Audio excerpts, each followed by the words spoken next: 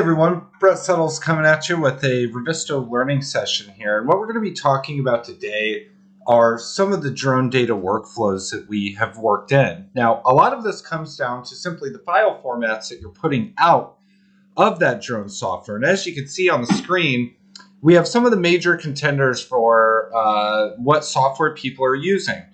And then what file formats can those be output to? Because we support mesh, direct imports, point direct imports from these various formats, as well as getting this information in from our plugins. So the workflow is really all about getting that data into a format that Revizto can accept. And we're going to go into some of the technicalities about how that works. As you can see on this screen, we have those file formats listed to give you an idea of what you're looking to output. And we're going to talk about some of the things that affect this. Now, right here, what we're going to look at first is the mesh import. We're going to focus on the OBJ. There you can see that we have an OBJ file, but more importantly, you can see that we have the material file that connects all the JPEGs that are going to be part of this OBJ and rubber sheeting those images onto the geometry that we import. Keep in mind that with an FBX, all of that is contained in one file, so you won't have to have everything inside of this one folder like you do in this scenario. As we open up the Revizto project, using the Mesh Direct Import, we're going to go up to the Project button, click Import, and here's where we're going to see a lot of these file formats that are selectable. Keep in mind that you will only see the OBJ. You will not see the supporting files, but it is important that those supporting files are inside of that folder because the material file is what connects all those images to the geometry that is held within the OBJ file. Once I click on that and select Open, we're going to be presented with some of the options that allow us to import this. Here you can see units, as well as any sort of textures that we need to bring in. We are always going to want to choose this unless we're bringing in a monotone OBJ file. And then we can also change its original position. Now keep in mind that this is an offset from the native coordinates. And one thing to keep in mind with drone output is often you can output on the coordinate system that's desired through EPMS codes or proprietary ground control points. And those measurements that we just seen in that dialog are always going to be related to an offset from that. Once we do that, we'll see the information come in. As you can see right here, we have a drone flight of this warehouse area. So we can see that data come in. This is a mesh format, works really good with our gaming engine that we use inside of our product. And keep in mind that all of Revizto's measurement tools, section cutting tools, and everything like that are always going to be available to use on this data. So very easy workflow of getting that data in is through those file formats. And in this case, we're looking at the OBJ format and what it takes there. One thing to keep in mind is that there's oftentimes, especially in construction, where we're going to want to update this file on a regular basis. And we can make that really, really easy by going in here to the Scenes in the Scheduler dialog and actually setting up a scheduled import, allowing you to overwrite that OBJ in a specific folder or repository and making sure that that information is coming in on an automated basis, especially if we're doing something like flying drones daily to track construction progress. Here you can see that I'm simply choosing that scheduled export option, choosing the dates and the time that I want to pick up this file from the folder that it lives in and actually import it into our project, making that an easy and seamless import time after time. Now, as we move on, we're going to talk more about the actual point files. So here you're going to see that I'm going to switch over and I'm going to use an LAS, which is another common drone output that we see from these applications. LAS, LAZ, very, very common among some of the major drone providers. And we're going to follow much the same process that we did with the OBJ, but with a few extra options in here. Mainly that option being the quality of the point cloud. We can determine various levels of decimation across these 5 different options and show how much we're decimating on a foot-based grid. Once again, we can have the origin position changed or offset from its original position. And once we do that and say, okay, we're going to be bringing in these point cloud files that are not meshes, but are handled in much the same way and are coming from the same output. Here you can see that we have that point cloud file brought in an LAS format, and you notice that it's not quite visible. Keep in mind that with our visual effects options, this is where we can go in and adjust the point size. So depending on how dense your point cloud is, will depend on what value you choose here. As you can see, I've turned that up to 0.11 inches for each point, and that's given us a much better view into what that point cloud looks like, considering that this is not a very dense point cloud coming out of an LAS file that was created in one of these drone applications. But using our visual effects, we can fill in those gaps. And here you can see as I slide that across, you'll see that image get denser or more sparse, depending on how much I create or how much I change that point size. And as we zoom in, we can actually see some of that detail of that point cloud much better than we did upon initial import, with that default point size being on the lower end of the scale.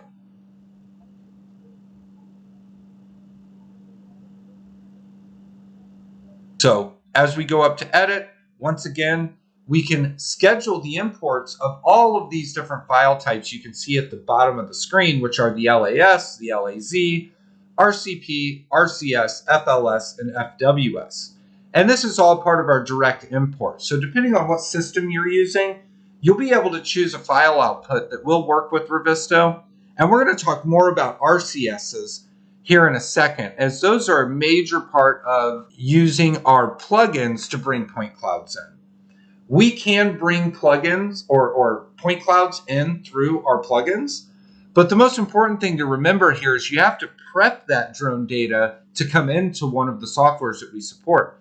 Oftentimes, we're talking about Revit or Civil 3D, as you can see on the screen right there.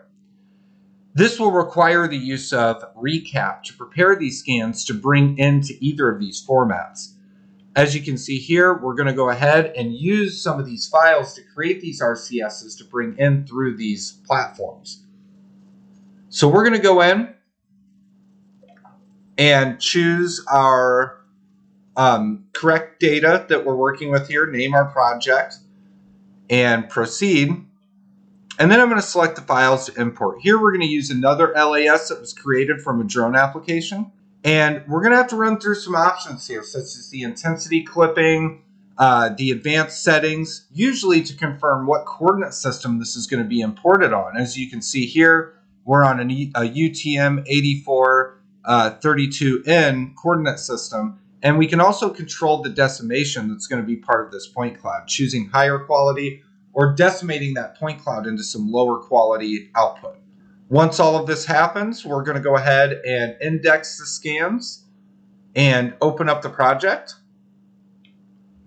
Once all the scans are indexed from that LAS or various outputs from the drone file, you'll actually see that information from the drone flight come into Recap.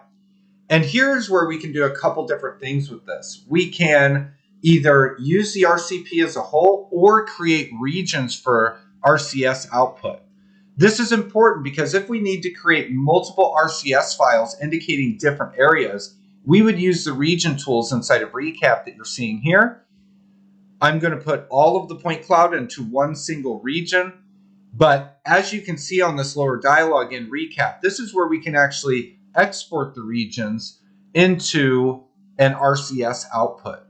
We can use both RCP or RCS from most of our plugins, as those are the native file types that they're going to be able to import. So we're going to run through this and show how this works from inside of Revit and inside of Civil 3D. So in Revit, we're going to choose our point cloud tools. We're going to go ahead and pick up that RCS or RCP that we created.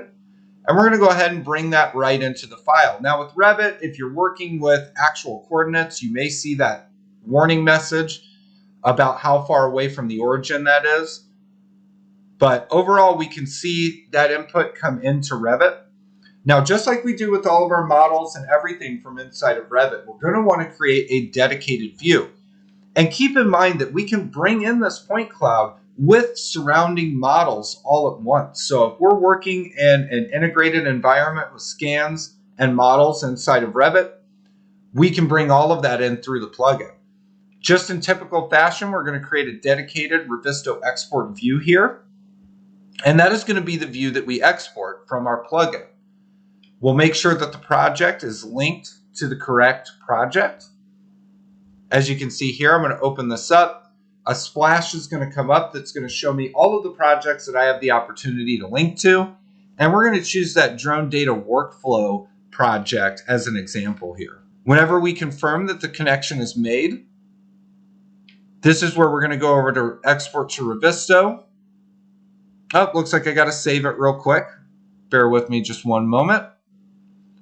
We'll go ahead and save that project out to the documents folder. Doesn't really matter where you put it, just that it is saved. Actually throw it on the desktop here. So once we get into the export options, you're going to see that we have the opportunity to choose the view that we're exporting on. But more importantly, we can toggle on the export of the point cloud and once again get back to those quality options that we looked at in the previous two workflows pertaining to a direct import. I must have something selected, so I'm going to choose to export the whole view. And after that information is integrated into your Revit project, you do have the opportunity to bring that in directly from Revit. So as the export finishes up, what we're going to see is that information make its way into the Revizto project directly from the authoring application that we were using it inside of. Now, some of the big advancements that you'll see in the new Revizto version 5 is that we have incorporated the ability to measure.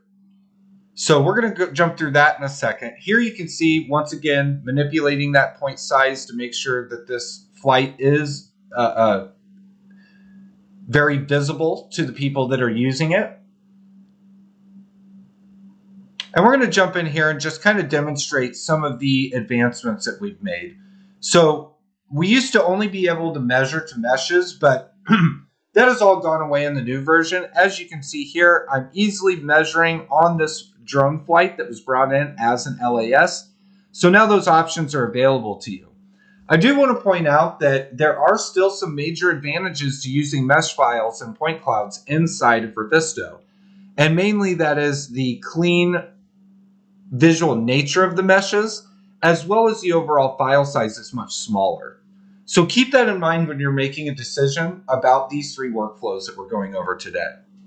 Inside of Civil 3D, we're going to go in once again and attach that point cloud through the proprietary tools provided to us by Autodesk. Make sure that all of our settings are correct. I'm going to take a look at the details here. Make sure that everything looks good as far as our placement goes, our units, and then simply choose 00 as our import point. Bring that data in. Take a quick look at it. How can you bring in a point cloud without rotating it a little bit, right? Now, what we're going to do at this point is go up to, just like we did in Revit, make sure that we're linked to the correct project. As my project pops up here, we'll go ahead and link it right there. You can see the Revit import that we just did is now the thumbnail of the project. Make sure that we're connected to that. Choose the export options here. And then upload that to an existing project. Options should seem similar. Toggle on the point cloud, choose the quality. So as we wrap up here, I want to point out that we have various workflows to get this drone data in. Not every single one works for everybody. A lot of it depends on what you're trying to do. But moving this data in and out is as easy as it's ever been with our direct import options and the ability to choose between meshes, point clouds, or even import through the plugin.